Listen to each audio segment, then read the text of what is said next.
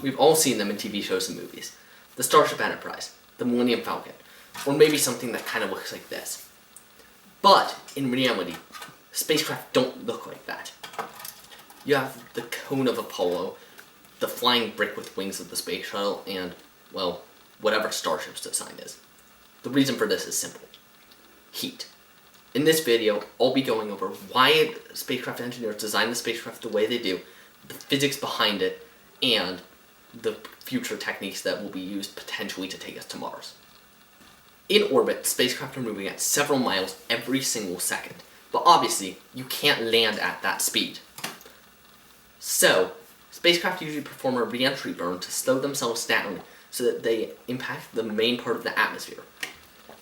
Then, the atmosphere's drag will slow them down most of the rest of the way so they can land. However, this causes a problem.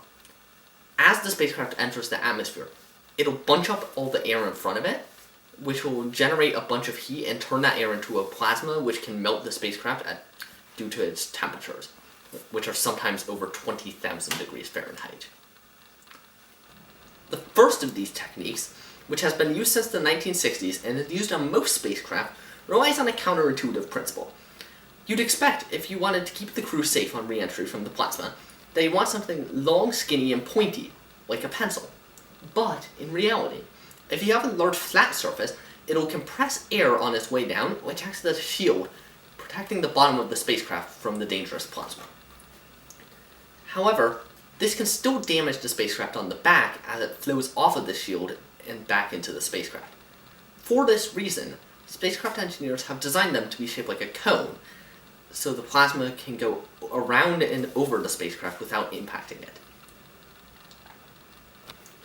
This comes with a major problem, however. Spacecraft using this technique need an expendable heat shield on the bottom, which means they can't easily be reused since the heat shield is destroyed every flight. Because of this, engineers on the Space Shuttle decided to go with a different technique. They covered the whole bottom of the spacecraft in ceramic tiles, which can absorb the heat on re-entry, and it has such a large flat surface on it that it'll slow down so fast that it doesn't have to deal with a lot of the heat on re-entry.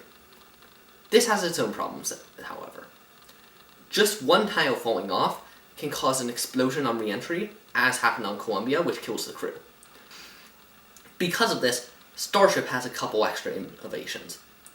Starship, the rocket designed to take people to Mars, uses hexagonal tiles that cover the entire spacecraft with one design, meaning that before re-entry, a single tile can easily be replaced if one falls off. Thank you.